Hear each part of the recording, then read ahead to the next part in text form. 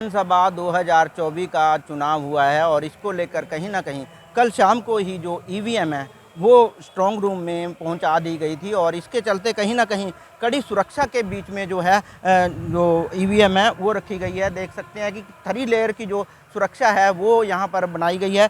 इस वक्त मैं मौजूद हूँ जो नारायणगढ़ का जो स्ट्रांग रूम है वहाँ पर मौजूद हूँ। इसी के साथ अम्बाला में 4 स्ट्रांग रूम बनाए गए हैं। अम्बाला शहर का जो स्ट्रांग रूम बनाया गया है वो ओपीएस पब्लिक स्कूल में बनाया गया है। इसके साथ ही अब जहाँ पर मैं मौजूद हूँ ये नारायणगढ़ का स्ट्रांग रूम है और यहाँ पर जो है नारायणगढ़ की जो है काउंटिंग होगी परसों यानी 8 तारीख को यहाँ पर काउंटिंग होगी। इसको लेकर कहीं ना कहीं सुरक्षा के पुख्ता इंतजाम किए गए हैं। सीसीटीवी कैमरे भी यहाँ पर लगाए गए हैं ताकि हर एक्टिविटी पर नज़र बनाई रखे और जो कैंडिडेट के जो उनके एजेंट हैं वो भी यहाँ पर मौजूद रहेंगे और उनकी कहीं ना कहीं कह सकते हैं कि जो एसडीएम या डीसी हैं लगातार जो स्ट्रांग रूम का दौरा कर रहे हैं। इसी के साथ ही जो अम्बाला कैंट के अंदर 3 स्ट्रांग रूम बनाए गए हैं। एक स्ट्रांग रूम अम्बाला कैंट का जो है जिसमें अम्बाला कैंट की काउंटिंग होगी वो एसडी कॉलेज में बनाया गया है। इसी के साथ ही मुलाना का जो स्ट्रांग रूम है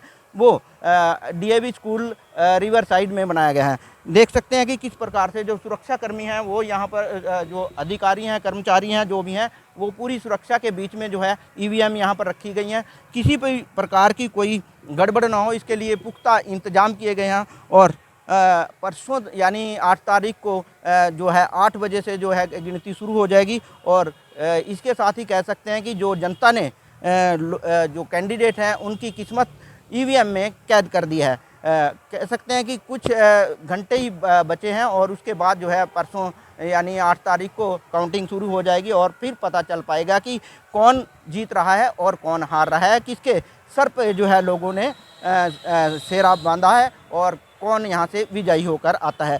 अगर अम्बाला कैंट की बात में करूँ तो अम्बाला कैंट में 2 ही कैंडिडेट हैं जो आमने सामने हैं। एक तो चित्रा सरवारा जो कांग्रेस की टिकट कटने के बाद कहीं ना कहीं आज़ाद प्रत्याशी के रूप में जो है चुनाव लड़ रही है और इसी के साथ 6 बार के विधायक और पूर्व गृह मंत्री अनिल भी यहाँ से विधायक हैं। इसी के साथ अम्बाला की बात करूँ तो अम्बाला शहर से असीम गोयल जो 2 बार के विधायक हैं और उनके सामने जो है निर्मल सिंह जो कांग्रेस के जो है कैंडिडेट हैं वो हैं। इसी के साथ अगर मैं नारायणगढ़ की बात करूं नारायणगढ़ में शैली चौधरी और जो पवन सैनी है उनके बीच में मुकाबला है। इसी के साथ अगर मुलाना की बात करूं तो मुलाना भी कहीं ना कहीं जो कांग्रेस और बीजेपी के बीच में टक्कर है। वहां पर वरुण चौधरी की पत्नी पूजा चौधरी जो है कैंडिडेट है और इसी के साथ ही वहां पर बीजेपी की प्रत्याशी संतोष सारवान है। अब देखना होगा कि परसों किसकी किस्मत जनता ने तय की है, कौन यहाँ से जीतता है कौन हारता है,